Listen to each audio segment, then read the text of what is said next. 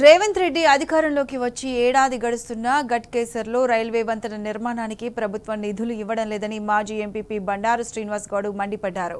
Railway వంతెనను పూర్తి చేయడానికి గతంలో కేసీఆర్ 10 కోట్ల నిధులు మంజూరు చేశారన్నారు.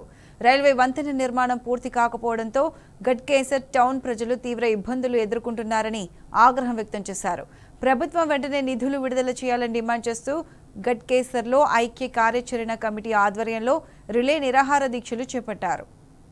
గట్కేసర్ ఫ్లైఓవర్ బ్రిడ్జ్ ఐక్య కార్యాచరణ సమితి ఆధ్వర్యంలో మారలక్ష్మరెడ్డి గారి అధ్యక్షతన ఆ కమిటీ మరియు ఇక్కడ యువకులందరూ కూడా కలిసి గత 18 సంవత్సరాల నుంచి కూడా ఈ ఫ్లైఓవర్ బ్రిడ్జ్ ఇక్కడ నిర్మాణం నత్తనడక నడుస్తున్నది.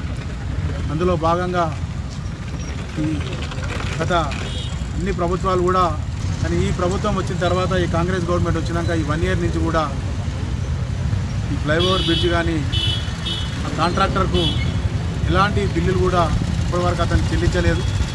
ఇక్కడ స్థానిక కాంగ్రెస్ నాయకులు గత సంవత్సరం నుంచి కూడా ఈ బ్రిడ్జి పట్ల ఎలాంటి పట్టించుకోకుండా ఈ నడకం జరుగుతుంది.